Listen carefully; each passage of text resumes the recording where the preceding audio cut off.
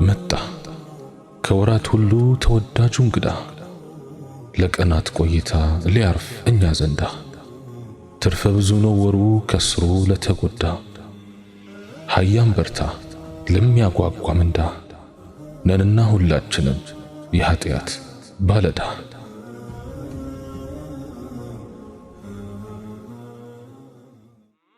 هذا الشهر شهر عجيب ربنا سبحانه ይህ ወር በጣም የሚገርም ወር ነው።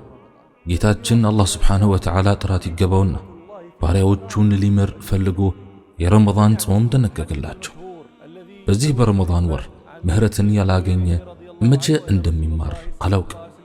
ኢብኑ ሒባን የዘገቡት ታዋቂው ሐዲስ ሰምታችኋል።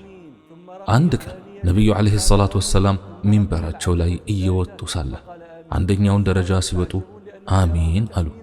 ከዚያም ሁለተኛው ላይ ሲደርሱ አሚን አሉ። ሶስተኛውም ሲደርሱ አሚን አሉ። ባልደረቦቹ በጣም ተገርመዋል። ምክንያቱም ምንም አይነት የሚደረግ ዱዓ ሳይኖር አሚን መባሉ አስገርሟቸዋል። ከዚያም ጠየቋቸው። ነቢዩም ዓለይሂ ሰላቱ ወሰላም እንዲህ ብለው መለሱ።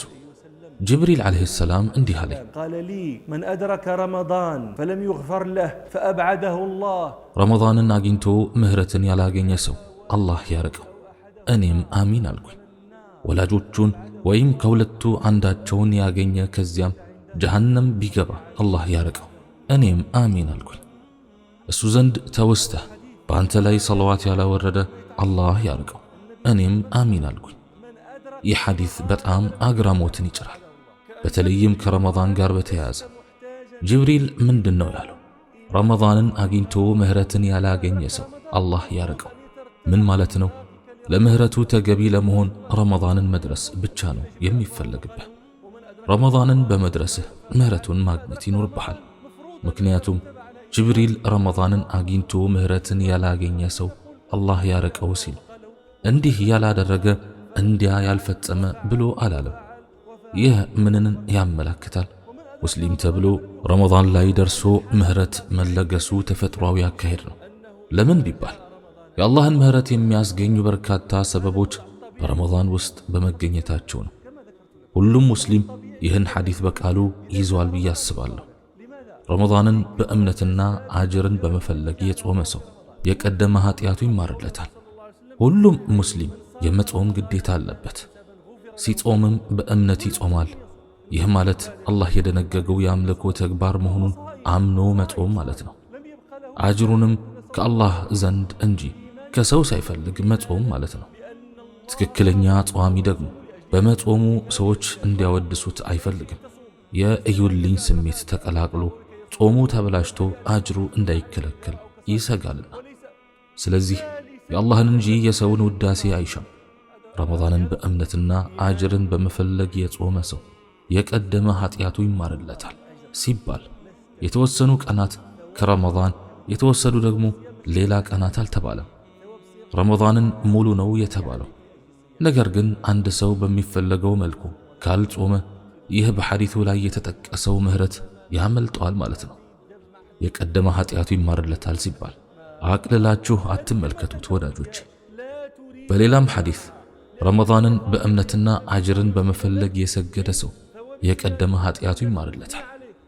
በዚህ በተከበረው ወር አላህ የሚወደው ተግባር ነቢዩም ዓለይሂ ሰላቱ ወሰላምና ባልደረቦቻቸው ያከናወኗቸውን የአምልኮ ተግባራት በአግባቡ ለፈጸመ ሰው የቀደመ ኃጢአቱ ይማርለታል ተብሎ ቃል ተገብቶልናል ወዳጆች።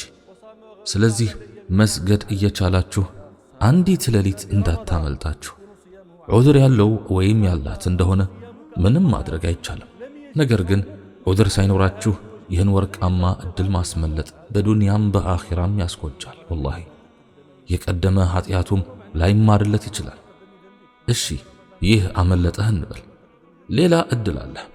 ነቢዩ ዓለይሂ ሰላቱ ወሰላም እንዳሉት ለይለቱል ቀድርን አምኖና ከአላህ ምንዳን ከጅሎ በሰላት የቆመ ሰው የቀደመ ኃጢአቱ ይማርለታል።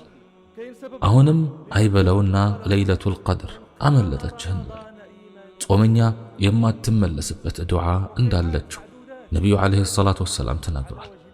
ስለዚህ ረመዳን ሙሉ አላህ የቀደመ ኃጢአትህ እንዲምርልህ ዱዓ አድርግባት። ሌላው ሓጃ ዓመቱን ሙሉ መጠየቅ ትችላለህ ብትፈልግ። ነገር ግን ይህች ተቀባይነት ያላት የረመዳን ወርቃማ ዱዓ ምህረት ለምንባት ወዳጄ። ይህች አጋጣሚ ከተጠቀምክባት ኸይር ሁሉ ያጋጥማል። ካመለጠችህ ደግሞ ትልቅ ዕድል አመለጠህ ማለት ነው። ሁሉን ነገር የሰፋች የሆነችን የአላህን ስብሓንሁ ወተዓላ ምህረት ካጣን ዕድለቢስነት እንጂ ሌላ አይገልጸን። ሐሳባችን ሁሉ የምግብ አይነት መደርደር ከሆነ ባክነናል። አላህ ስብሓንሁ ወተዓላ በእያንዳንዷ ሌሊት ከጀሃነም እሳት ነፃ የሚያደርጋቸው ፍጡራን አሉት። አንተም ወይም አንቺም ከነሱ መሆን መቻል አለብን። አላህ ስብሓንሁ ወተዓላ በዚህ በተከበረው ወር የምህረትን ማግኛ መንገዶች ማብዛቱ ብቻ አይደለም፣ ምህረቱን እንድታገኝ የድጋፍ እጆቹን ዘረጋለህ። እንዴት እንደረዳህ ታውቃለህ? ምህረትን እንዳታገኝ የሚያደርገው ጠላትህን አሳሰረልህ። ቡኻሪና ሙስሊም በዘገቡት ሐዲስ ነቢዩ ዓለይሂ ሰላቱ ወሰላም እንዲህ ብለዋል። ረመዳን ሲመጣ የጀነት በሮች ይከፈታሉ፣ የጀሃነምን በሮች ይዘጋሉ፣ ሸይጣኖችም ይታሰራሉ። ልክ ረመዳን ሲገባ ከመጀመሪያ ቀን ጀምሮ አሳሳቹ ሸይጣን ይታሰራል። ከዚያም ለመልካም ሥራ ትነሳሳለህ። ከዚህ በፊት ሌሊት ተነስተህ እንዳትሰግድ ክብድ ይልህ ነበር፣ ምክንያቱም ሸይጣኑ ጭንቅላትህ ላይ ቁጭ ብሎ ነበር። ሰኞና ሐሙስ እንዳትጾም ሸይጣን እየመጣ ላለመጾም ይወተውታል። አሁን ግን ታስረዋል። ነፍስያህን አሸንፈህ መገኘት ብቻ ነው የሚጠበቅብህ። የጀነት በሮች ሲከፈቱ የጀሃነም በሮችም ሲዘጉ ሸይጣኖችም ሲታሰሩ አንድ ተጣሪ ይጣራል። አንተ ኸይር ፈላጊው ሆይ ና፣ አንተ ሸር ፈላጊው ሆይ ይብቃ። ይህ ወር የተውበት ወር ነው። ሸይጣኖች ታስረውልህ ተውበት የማታደርግበት ምክንያትህ ምን ይሆን? ለአላህም በየሌሊቱ ከጀሃነም ነፃ የሚያወጣቸው ባሪያዎች አሉት። ይህ የጠቀስኩላችሁ ካሉት ትሩፋት ጥቂቱ ነው።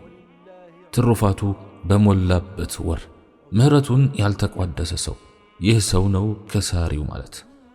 ከዚህ ቀደም በነገርኳችሁ ሐዲስ ላይ ጅብሪል ረመዳንን አግኝቶ ምህረትን ያላገኘ ሰው አላህ ያረቀው ብሎ ዱዓ አደረገ። ነቢዩም ዓለይሂ ሰላቱ ወሰላም አሚን አሉ። ቀላል ዱዓ አይደለም ወላሂ። ስንሰግድ፣ ስንጾም፣ ሰደቃ ስናወጣ ምህረቱን ተቋዳሽ እንድንሆን ንያችንን እናስተካክል። አላህ ስብሓንሁ ወተዓላ መሃሪ ነው። ከስሞቹ አንዱ አልገፋር ወይም መሃሪው ነው። ምህረቱ ሰፊ ነው፣ ሁሉን ነገር የሰፋች። ይህም ሆኖ ግን አንተ ከምህረቱ ማግኛ መንገዶች አፈንግጠ ምህረቱን የምታጣበትን መንገድ ከመረጥክ አላህ ያረቀው የተባለበት ከላይ የተጠቀሰው የጅብሪል ዱዓ ያገኛል። ወዳጆቼ አላህ ስብሓንሁ ወተዓላ እንዲህ ማለቱን አስታውሱ። ከጌታችሁ ወደ ሆነችም ምህረትና ስፋቷ እንደ ሰማያትና ምድር ወደ ሆነች ገነት አላህን ለሚፈሩ የተዘጋጀች ስትሆን ተቻኮሉ። ይህ ወር ነው የምንቻኮልበት ወር። አንዳከም፣ አንስነፍ። የአምልኮ ተግባራቱን በትጋት እናከናውን። በሌላም አንቀጽ እንዲህ ብሏል፣ ከጌታችሁ ወደ ሆነች ምህረት ስፋቷ እንደ ሰማይና ምድር ስፋት ወደ ሆነችን ገነት ተሽቀዳደሙ። ለእነዚያ በአላህና በመልእክተኞቹ ላመኑት ተዘጋጅታለች። ይህ የአላህ ችሮታ ነው፣ ለሚሻው ሰው ይሰጠዋል። አላህም የታላቅ ችሮታ ባለቤት ነው። ይህ ያለንበት ወር የመሽቀዳደም ወር፣ የሥራ ወር፣ የመጪው መልካም ውጤት ለማየት የምንሰራበት ወቅት ነው። ነፍስያችሁ አታላችሁ መጨረሻ ላይ የከፋ ውጤት እንዳታዩ የሚያደርግን ሥራ አትፈጽሙ። አላህ ስብሓንሁ ወተዓላ የሚያስደስትን በጎ ተግባራት መፈጸም ይኖርባችኋል። ከዚያም ዒድ ሲደርስ በስግደታችሁ፣ በጾማችሁ፣ በሰደቃችሁ፣ ለይል በመቆማችሁ ተደሰቱ። አላህ ስብሓንሁ ወተዓላ ይቀበለ። ከእምሮዬ የማይጠፋ አንድ ያሳለፍኩት ክስተት ልተርክላችሁ። የዛሬ 20 ዓመት ገደማ በሆነች የሞሮኮ መንደር መንገድ ዳር ላይ ቁጭ ብዬ አንድ ሰው በመጠበቅ ላይ ሳለሁ አንድ በዕድሜ ገፋ ያለ በሰከነ እርምጃ ሲራመድ ቆይቶ ልክ ያለሁበት ጋር ሲደርስ ቆመ። ለምን እኔን ነጥሎ ይህን ንግግር እንዳለኝ አላውቅም። እንዲህ አለ፣ በእኛ ዘመን ረመዳን ሊደርስ ገና 6 ወር ሲቀረው ነበር እጃችንን ወደ አላህ አንስተን ረመዳንን እንዲያደርሰን ዱዓ ስናደርግ የነበረው። ከዚያም ረመዳን ሲያልፍ ረመዳናችንን እንዲቀበለን 6 ወር ሙሉ ዱዓ እናደርግ ነበር። እነኛ ናቸው እንግዲህ ብልሆች ማለት። አላህ ስብሓንሁ ወተዓላ ይህንን ረመዳን መልካሙን ሁሉ ያጎናጽፈን። ጾማችንን፣ ሰላታችንን፣ ለይል መቆማችንን፣ ሰደቃችንን ይቀበለን። ከጀሃነምም ነጃ ከሚወጡም ያድርገን። ወልሐምዱሊላሂ ረቢል ዓለሚን። والحمد لله رب العالمين.